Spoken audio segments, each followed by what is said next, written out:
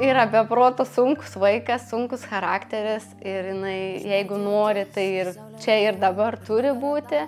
Per tas visas procedūras, tas blogas nuotaikas ir emocijas ir tos visus skausmus, tu atrodo viską galėtum atiduoti, viską nupirkti, kad tik jai bent kažkiek tą šypseną ir tas geras emocijas išspausti.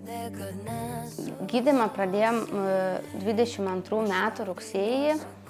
Buvo paskirtas 8 chemoterapijų kursai. Buvo iš tiesų labai sunkių dienų, teko ne vieną ir ne 2 kartus reanimacijoje prabūti.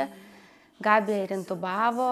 Kaip šiandien atsimenu gydytojo žodžius, kai atėjo ir sako, žiūrėsim, ar išgyvens iki ryto ir tada spręsim, ką darysim toliau. Bet tikriausiai čia pats didžiausias mums stebuklas, kad viskas pavyko ir galėjom toliau tęsti chemoterapinį gydymą.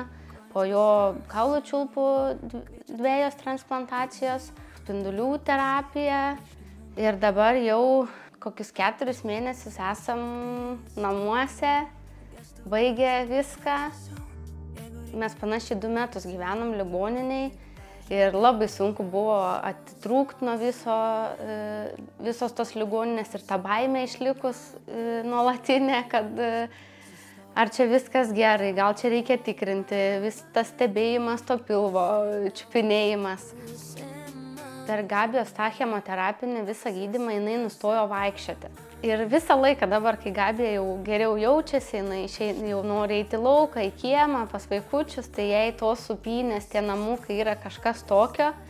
Visiškai nenori atsitraukti, lipa, žaidžia, bėga, supasi. Jai tobulai tiko šitą svajonę.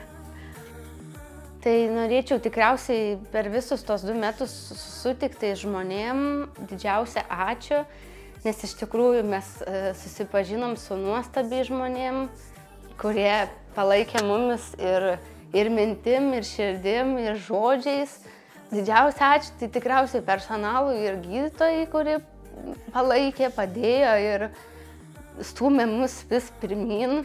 Ir aišku, Gabijai, kad jinai tokia buvo visą laiką stipri ir mumis išlaikė tokiais stipriais.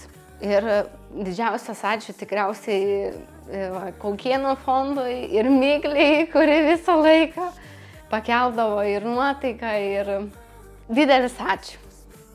Už namelį norim padėkoti Šarūnui Jasikevičiui ir visiems pasitikite renginio metu dalyvavusiems žmonėms.